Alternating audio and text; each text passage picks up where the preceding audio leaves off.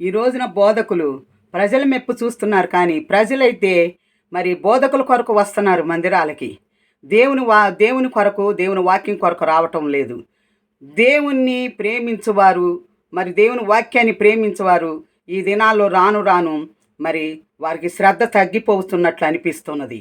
కనుక ప్ర మరి బోధకులైతే వారు చేసే ప్రసంగము ప్ర మారు మనసు విషయమైన ప్రసంగం చేయట్లేదు కానీ ప్రజల కాలక్షేపం కొరకు ప్రసంగం చేయిస్తున్నారు.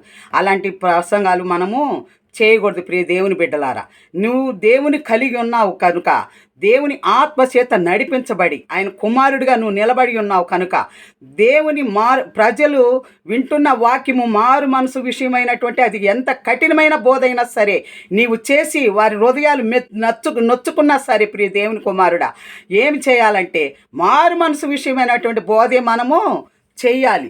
వారు వినకపోని ఒక దినాన వారికి శ్రమ కలిగినప్పుడు వారు ఆ వాక్యాన్ని జ్ఞాపకం చేసుకున్నప్పుడు, ఒక దినాన పలానా దైవ సేవకుడు ఈ వాక్యం చెప్పాడు, ఇది నా నిమిత్తమే అని చెప్పని వారు మారు మనసు పొందగలిగేటువంటి సమయం వస్తుంది.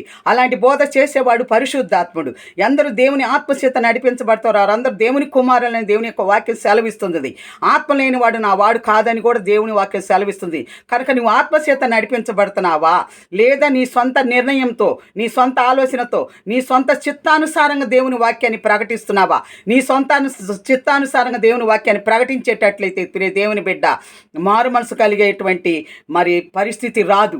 అదే నువ్వు దేవుని ఆత్మ చేత నడిపించబడి దేవుని నామాన్ని ప్రకటిస్తే ఎంత ఘోర పాపి అయినటువంటి మనిషి దేవుని యొద్దకు తప్పకుండా మారు మనసు పొందటానికి అవకాశం కలదు. కనుక ఇలాంటి పరిస్థితి కలగచేయువాడు పరిశుద్ధాత్ముడు.